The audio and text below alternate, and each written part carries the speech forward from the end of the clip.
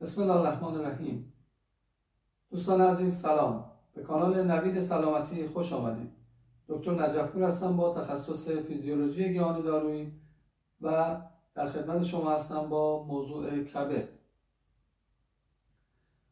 کبد یکی از مهمترین اعضای بدن ماست، بنابراین من موضوع کبد رو در 3 جلسه بررسی میکنم. در جلسه اول که امروز خدمتتون هستم در مورد کبد و عوامل آسیب رسان به کبد صحبت میکنم. یک جلسه از مباحثم رو اختصاص میدم به مواد غذایی که دوست کبد هستند و برای کارکرد طبیعی کبد مفید هستند و جلسه سوم رو اختصاص میدم به مبحث کبد چرب، مبحثی که بسیاری از افراد جامعه به اون مبتلا هستند و راه‌های درمان اون رو خدمتتون عرض میکنم.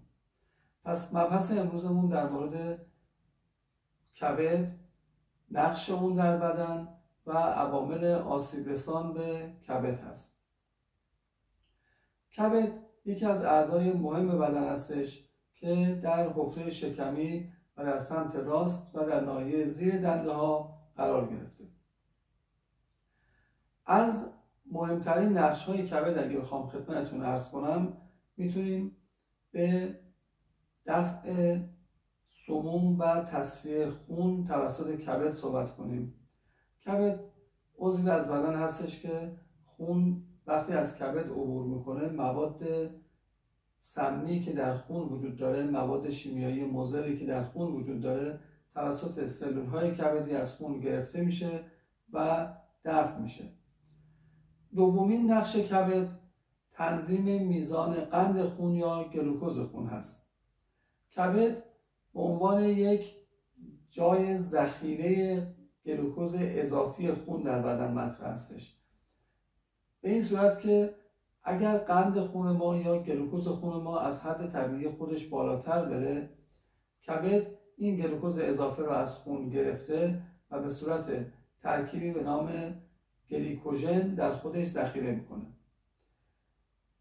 اما اگر گاهی اوقات قند خون ما به هر دلیلی، علت گرسنگی یا عوامل مختلف کاهش پیدا کنه، در این مواقع کبد از گلیکوژنی که در خودش ذخیره کرده تجزیه میکنه و به صورت گلوکوز به درون خون آزاد میکنه.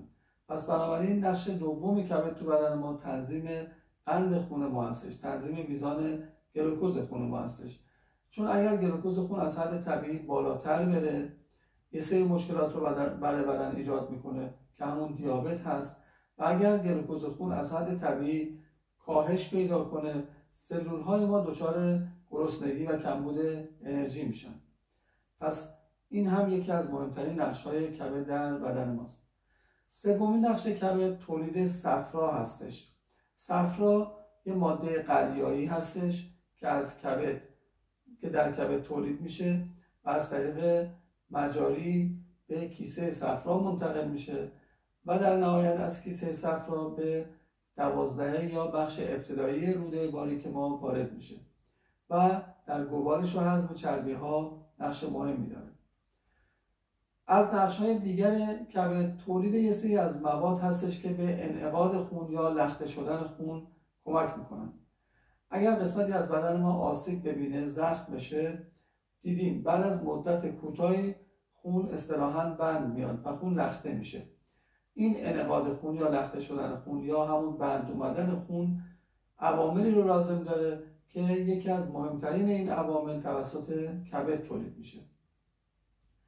یکی دیگر از نقش‌های کبد میتونیم در مورد متابولیسم داروها و مواد شیمیایی موجود در داروها ازش نام ببریم. داروهای شیمیایی که ما مصرف میکنیم حاوی ترکیبات شیمیایی هستند که میتونن به سلول‌های بدن ما آسیب برسونن. بنابراین اولا که لازم از داروهای شیمیایی حتی الامکان استفاده نکنیم تا جای ممکن. اما اگر ما مجبور به استفاده از این نوع داروها هستیم، این رو مدیون کبدمون هستیم که این عوامل شیمیایی و مواد شیمیایی مضری که در این داروها وجود داره توسط کبد ما جذب میشه و دفع میشه. این نقش‌هایی که نام بردم مهمترین نقش‌های کبد در بدن هست، اما ما می‌دونیم نقش‌های متعدد بسیاری در بدن بر عهده کبد هستش که فرصت پرداختن به اونها رو فعلا نداریم. اما حالا نوبت علل آسیب دیدن کبد هست. میخوام در مورد عوامل آسیب رسان به کبد خدمتتون صحبت کنم. یکی از عواملی که باعث آسیب جدی به کبد میشه مصرف مشروبات الکلی است. الکل مهمترین دشمن سلول‌های کبد ماست. الکل بر روی سلول‌های کبدی اثر بسیار سوئی داره و میتونه باعث از کار افتادن سلول‌های کبدی و در نهایت سیروز کبدی و آسیب جدی به کبد میشه. دومین عامل آسیب رسان به کبد هوای آلوده است که متاسفانه این روزها ما باش زیاد سر و کار داریم. هوای آلوده به خصوص سرب موجود در هوا از دشمنان مهم کبد محسوب میشه. سومین عامل آسیب رسان به کبد خوردن نوشیدنی‌های بسیار سرد یا همون یخ هستش. ببینید ما آب خنک رو نمیگیم مصرف نکنیم. آب خنک مفرح و شادی بخش وجود ماست، اما آبی که از خنک رد شده باشه و دیگه بهش بگیم آب یخ یا آب بسیار سرد، اون دشمن کبد هستش و آسیب جدی به کبد وارد میکنه. از عوامل دیگه‌ای که میتونه باعث آسیب رسیدن به کبد بشه غذاهای پرچرب هستش، غذاهای پرکالری هستش، غذاهایی که چربی اونا از حد معمول خودش بالاتر باشه میتونه باعث آسیب جدی به کبد بشه. یکی دیگه از عواملی که میتونه باعث آسیب رسیدن به کبد ما بشه مصرف نوشابه‌های گازدار هستش. مصرف نوشابه‌های گازدار هم به دلیل ترکیبات شیمیایی که در اون وجود داره آسیب جدی رو به کبد وارد میکنه. حتی امکان از مصرف این نوع نوشابه‌ها خودداری کنیم. از دیگر موارد آسیب رسان به کبد میتونیم از آشامیدن و یا نوشیدن مایعات در بین غذا صحبت کنیم. نوشیدن مایعات در بین غذا بسیار مضر هستش برای کبد، برای اینکه کبد در کنار معده قرار گرفته و گرمایی که در معده وجود داره در کبد هم همون دما وجود داره. وقتی ما آب سرد یا نوشیدنی رو در بین غذا مصرف میکنیم یکباره دمای معده ما رو کاهش میده. کبد هم که در تماس با معده هستش دماش به طور ناگهانی کاهش پیدا میکنه. بنابراین این کاهش یکباره دما که اتفاق میفته یه شوکی رو به کبد وارد میکنه و باعث آسیب جدی به سلول‌های کبد میشه. از دیگر مواردی که باعث آسیب رسیدن به کبد میشه غذاهای خمیری و پرحجمی هستش که گاهن ما استفاده میکنیم، مثل ماکارونی، لازانیا و حتی قارچ. این نوع غذاها مصرف زیاده از حدشون برای ما بسیار مضره. از موارد دیگری که به کبد آسیب میرسونه خوردن غذاهای شور و دارای نمک زیاد هستش. این نوع ترکیبات غذایی هم آسیب جدی رو به کبد وارد میکنن. از موارد دیگری که باعث آسیب کبد ما میشه خوردن غذاهای تند و دارای فلفل یا ادویه زیاد هستش. ادویه‌جات برای بدن ما مفیدن، اما مصرف بیش از حد اونها میتونه آسیب جدی رو به کبد وارد کنه. یکی دیگه از مواردی که منجر به آسیب کبد میشه عدم فعالیت بدنی و عدم تحرک هستش. بنابراین ورزش روزانه و پیاده‌روی بسیار برای سلامتی کبد ما مناسبه. عدم فعالیت باعث تجمع چربی در بافت‌های مختلف بدن از جمله کبد میشه و از این طریق میتونه به کبد آسیب بزنه. از دیگر مواردی که میتونه به کبد ما آسیب وارد کنه استرس و اضطراب، مخصوصا اگر این استرس و اضطراب به صورت طولانی مدت باشه آسیب جدی رو به سلول‌های کبدی ما وارد میکنه.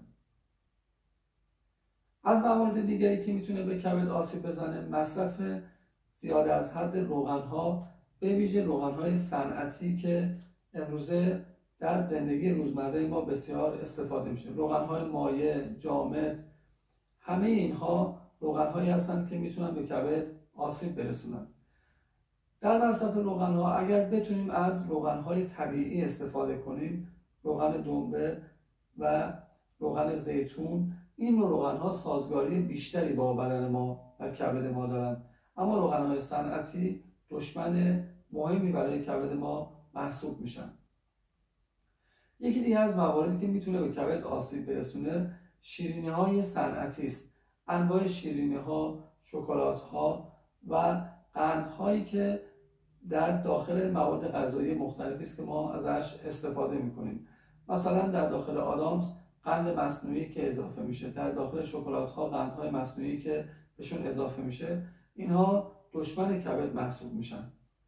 اما قند موجود در میوه‌ها، شیرینی که در میوه‌ها وجود داره، انگور شیرین هستش ما مصرف میکنیم، خرما شیرین هستش ما مصرف میکنیم، اینها مضر نیستن برای کبد.